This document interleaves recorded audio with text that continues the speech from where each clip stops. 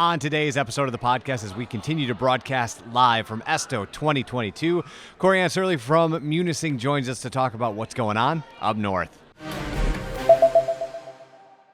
And on this episode of the podcast, as we continue to broadcast live from ESTO 2022, we're heading up north to one of our favorite places on earth, Cori-Ann and Munising. How are you? I'm good. How are you guys doing? I am great. I'll have to scoot right up to that thing. Scoot right up. You're perfect Okay. right where you are. How is ESTO going for you? We're on day 3. I'm assuming, is this your first time? This is my first time going to ESTO because it was held in Michigan this year, hence the reason it made it so much easier for me to come.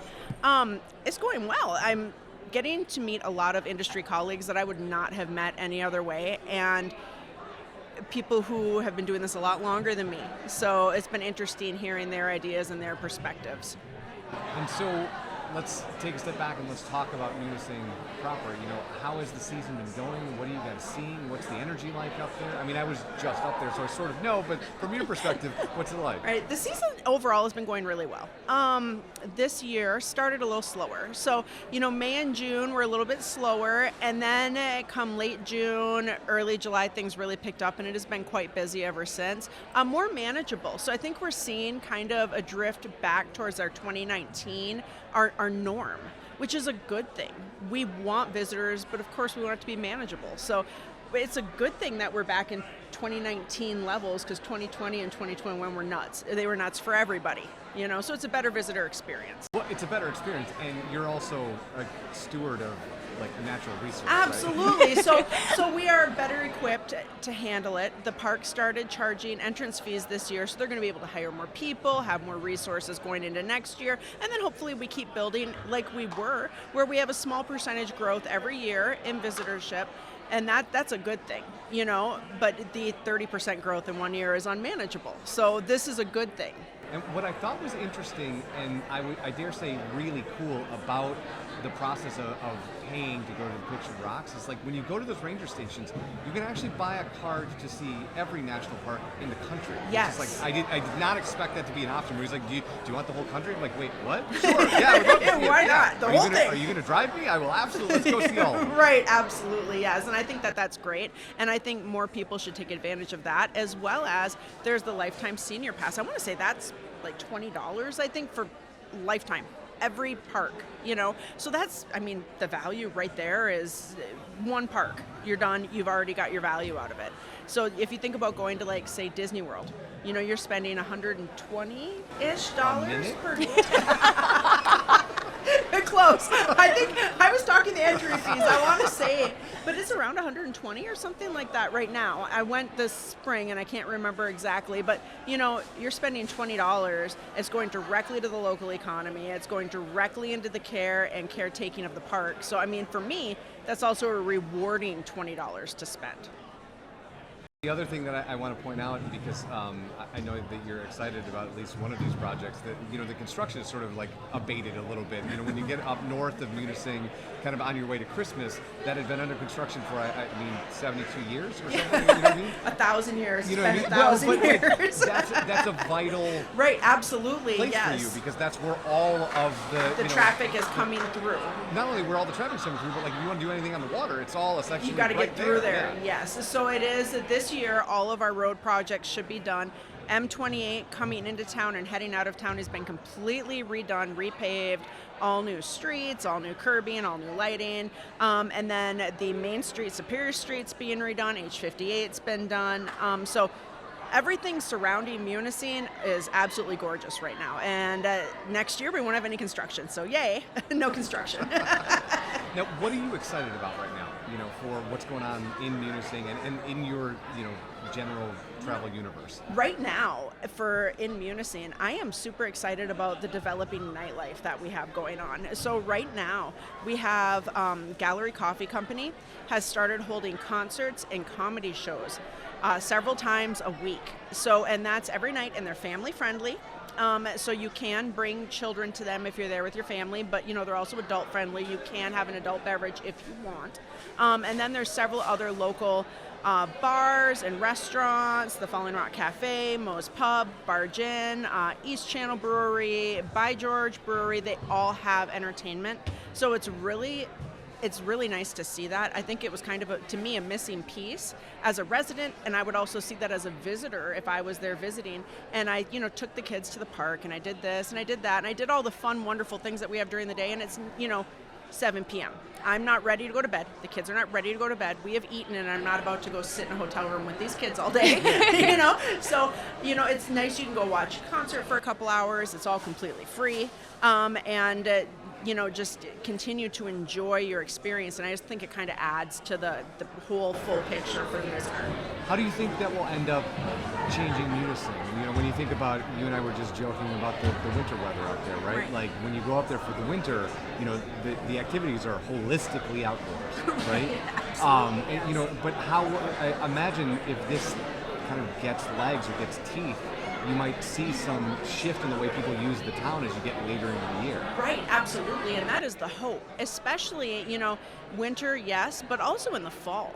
So in the fall, you have a lot of young, newly married couples. You don't see as many families with kids. You see, retirees that come and visit, and so we get different groups at different times of the year, and hopefully this is just another thing for them to say, oh man, I went to Munising, I saw Pictured Rocks, it was absolutely gorgeous, we saw some waterfalls, and then you know what, we caught this cool concert in this sweet little Gallery Coffee Company spot. That's what I'm hoping, that we start having that reputation for that nightlife that was missing. If you look at the Apostle Islands, they have Big Top. I cannot remember the last part of it, but they have a concert series every year, all summer. It's held in like a tent, and they make that work. We have an interior building. It has a stage. The guy who's booking all the shows is the ex-drummer for the Gin Blossoms. He's from Munising. Oh, wow, I didn't know that. That's interesting. Yeah, and so he has, connections. And these aren't local bands. These are bands from Ireland. These are bands from Chicago. These are people who have been on The Voice, people who have been on American Idol. And those are the types of talent that they're bringing to town. So I really look at it as something that we all need to really embrace and welcome, because culture is always a good thing, whether it be art or music. Any of those things is a good thing for a town and good thing for visitors.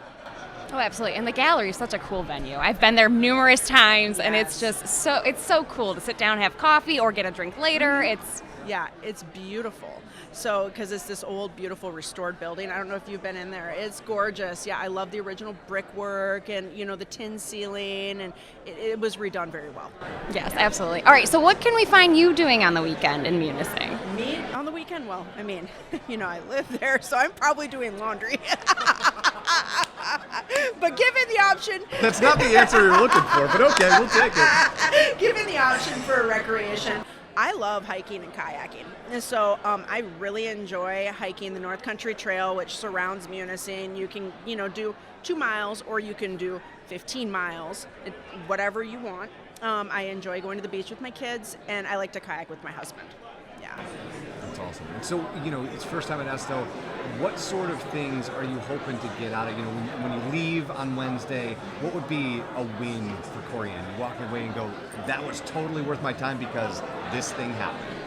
More than anything for me from ESTO, I was just looking forward to the networking and the sessions with the information. There was a lot of kind of open sessions where, an idea was thrown up, people were throwing in their input, via, I think it was called Slido, was, people were uploading their, answers to questions. And then it was like this huge collaboration between, say, 300 people are in this room, and they're all throwing ideas around. That's not something I've ever gotten to experience on that level with other people in this industry, because this is the biggest one in the country, so I've never been to it. So I really find that invaluable. You cannot calculate the value of that many people's different experiences and knowledge being brought to the table. Paige and I have just noticed the collaboration here, right? Like, we were here Saturday, it was kind of a quiet day, and then slowly but surely the energy sort of became this nuclear reactor, right? But what's amazing is that it feels like everybody wants to help everybody in whatever way that they can. Absolutely. How open everyone has been here is amazing, especially, I'm young doing this. There are people who've been doing this for 30 years, right? And for them to share their trade secrets and their information so freely and so openly, is to me a beautiful thing, because they could keep that all for themselves and keep doing very well in their areas, but they share it freely so we can all do well and we can all learn from each other. And I was joking this morning, I had coffee with another person who works in marketing and advertising, that if this conference was a marketing and advertising, they wouldn't share anything. Right. Like they would drink together, but that would be like the extent of it. It's Right. just like, no, Exactly. I'm not working. We don't work on things. Sorry, I'm not telling you about anything. Exactly. But yeah, it's invaluable. So what's next for music? Like you've had this huge growth. You guys had to pivot and kind of adjust to the growth and kind of get it to tamp down a little bit. You know, we were talking to our friends at Nativo, and they were saying Utah has a similar issue, right? They've got enough travelers, but now they got to be mindful of their natural resources. Right. But you know, what's next for Cori-Ann? What are the things you're working on to surprise us in 23 or 25 or you know? You know, right now there are several local business people that are looking at opening new attractions. The more things that we have going on, you know, separate of the waterfalls, separate of the beaches, separate of the kayaking, the more things that we can add in, the longer people are going to want to stay and the more fulfilling of a destination it will be. So I am looking forward to seeing some of these attraction-based businesses opening in the next couple years. Awesome. Now, if people have not been to Munising, highly recommended, but where do they start to do investigation to figure out when they should come up and what they should do? First thing you want to do is go to munising.org. Awesome. Now, last thing, we're heading, and you sort of alluded to, but I want to talk about it. You know, we're heading into fall color season. You know, what are kind of your pro tips for enjoying the Upper Peninsula during fall colors? Because Michigan is unique in that way that like it changes all. Yes. You know, Yes. right? Like, yes. So fall colors in Munising. Keep an eye. We do reports all the time. You know, there is no guaranteed fall color time because that's hang on. just like the Northern Lights. I can't tell you Wait, that what? they're going to show up at 2 a.m. on Friday. I don't know when they'll be there. But, you know, fall color, we can start to see the changes and we can somewhat predict as we get into fall. And we do pretty frequent updates. We do fly a drone and we'll kind of show you what the cover is looking like in the foliage. And then as far as coming to the area, make sure that you pack for a variety of different weather because I'm telling you, you might wake up in the morning and it's 45 degrees and you are cold. But by noon 1, it is 82 degrees and now you are too hot. But it is my favorite time of the year. And we have had absolutely beautiful falls the last several falls. So that would be my favorite time of year to visit, would be the fall. Awesome. Cori-Ann, thank you so much for the time. Thank you guys. Thank Take you. care.